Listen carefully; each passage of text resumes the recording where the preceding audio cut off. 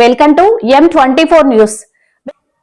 మక్కువ మండలంలోని సిర్లం గ్రామానికి చెందిన ఆశా వర్కర్ పి పద్మావతి మంత్రి అనుచరులు వేధింపుల కారణంగా మృతి చెందారని కుటుంబ సభ్యులు గ్రామస్తులు ఆరోపించారు. ఈ మేరకు సోమవారం కలెక్టర్ ప్రభాకర్ రెడ్డికి ఫిర్యాదు చేశారు.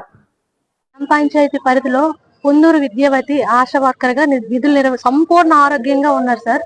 ఆరోగ్యంతో విధులు నిర్వహిస్తున్నారు. ఆ విధులు నిర్వహించడంలో గ్రామంకి ఎటువంటి సమస్య లేదు. కానీ దాకేటి గౌరనాయుడు అనే ఒక పొలిటీషియన్ అతను ఏం చేశారంటే, మా అమ్మ అన్ఫిట్ ఉందని, ఆరోగ్యంగా పనికిరాదని, పక్షవాతంగా కాలు చేయి పడిపోయిందని డాక్టర్ హరికృష్ణ మక్కు పిహెచ్సికి కంప్లైంట్ ఇవ్వడం జరిగింది. టీడీపీ పొలిటీషియన్ సార్ దాకేటి గౌరనాయుడు గారు కంప్లైంట్ ఇవ్వడం జరిగింది. ఈ డాక్టర్ హరికృష్ణ గారు ఏం చేశారంటే, కనీసం మా అమ్మ ఆరోగ్యంగా ఉందా లేదా చూడకుండా గ్రామ సర్పంచ్ ఎంపీటీసీకి కనీసం గ్రామంలో ఎవరికి ఇన్ఫార్మ్ చేయకుండా ఆవిడ అనారోగ్యంతో ఉంది, అన్ఫిట్ ఉందని డిఎంహెచ్ఓ ఆఫీస్ గారికి వెంటనే ఇన్ఫార్మ్ చేయడం జరిగింది. డిఎంహెచ్ఓ గారు ఎంక్వైరీ కూడా చేశారు సార్. ఆ ఎంక్వైరీలో అమ్మగారు హెల్దీగా ఉన్నారు, ఈవిడ ఫిట్ గానే ఉన్నారు, ఫిట్నెస్ సర్టిఫికేట్ కూడా జారీ చేయడం జరిగింది సార్. ఫిట్నెస్ జారీ చేసిన తర్వాత జాయినింగ్ ఆర్డర్ అయితే వెంటనే వచ్చింది, 1 month లో వచ్చేసింది సార్. ఈ వచ్చిన జాయినింగ్ ఆర్డర్ ని ఈ డాక్టర్ హరికృష్ణ ఉన్న దాకేటి గౌరనాయుడు వీళ్ళు పొలిటికల్ గా ఇతని మాట విని అసలు జాయినింగ్ ఆర్డర్ అమ్మకి ఇవ్వకుండా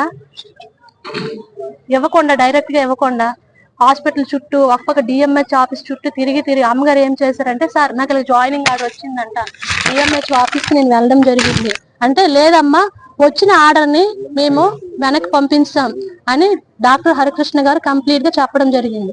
అదేంటి సార్, నేను ఆరోగ్యంగా ఉన్నాను కదంటే, నా చేతిలో ఏం లేదు, టీడీపీ పొలిటీషియన్ దాకేటి గవర్నర్ చేతిలోనే ఉంది, అతను ఏం చెప్తే అది నా చేతిలో ఉందని అతను క్లియర్ గా చెప్పడం జరిగింది సార్. వెంటనే అమ్మగారు ఏంటంటే, అప్పుడు నుండి ఈ డిఎంహెచ్ ఆఫీస్ కి, మెడికల్ ఆఫీస్ చుట్టూ, గ్రామంలో టీడీపీ పొలిటీషియన్ దాకేటి గవర్నర్ చుట్టూ కాళ్ళు అరిపోయినట్లు తిరుగుతూ తన వేధింపుల వల్ల ఇతని దగ్గరికి వెళ్ళి అడిగితేమో, నా ఇష్టం, నువ్వు తక్కువ జాతి కులం చెందిందాను, నాకు నచ్చిన వారికి నేను ఉద్యోగం ఇచ్చుకుంటాను, నువ్వు ఏం చేసుకుంటావు ఏం చేసుకో అని కుల వివక్ష కింద అమ్మని అవమానించడం జరిగింది, మా అమ్మను అవమానించడం జరిగింది సార్. ఈ వీళ్ళు చేసిన వేధింపుల వల్ల, ఈ అధికారుల నిర్లక్ష్యం వల్ల అమ్మ దాదాపు 10 నెలలుగా ఈ ఆఫీసుల చుట్టూ తిరుగుతూ ఈ అవమానాలు తట్టుకోలేక, వేధింపులు తట్టుకోలేక సడన్ గా హార్ట్ అటాక్ తో చనిపోయింది సార్. చనిపోయి ఇప్పుడు 3 months అవుతుంది.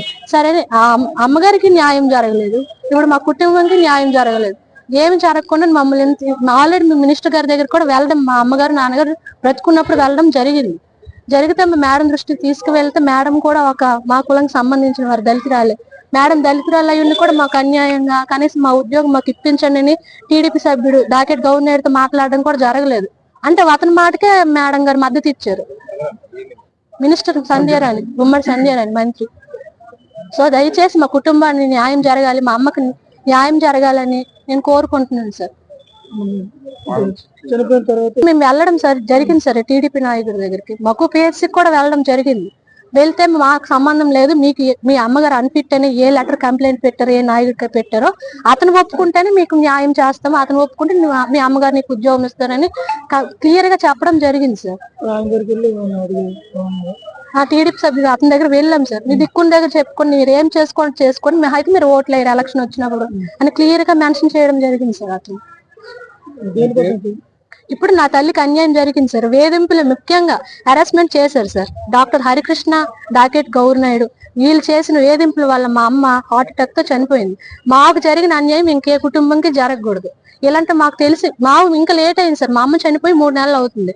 మాకు ఇలాంటి ఇది లేక, సపోర్ట్ లేక ఏం చేయాలో తెలియక స్పందన కార్యక్రమం రావడం జరిగింది సార్. దయచేసి మా కుటుంబానికి న్యాయం చేయాలి. మా అమ్మకి మా అమ్మగారు చనిపోయింది కాబట్టి తను ఎవరెవరు ఈ విషయంలో కారకులు అయ్యారో వాళ్ళని కఠినంగా శిక్షించాలని మేము అనుకుంటున్నాం. నా పేరు జోష్ణ కుమార్ సార్, పొందూరు.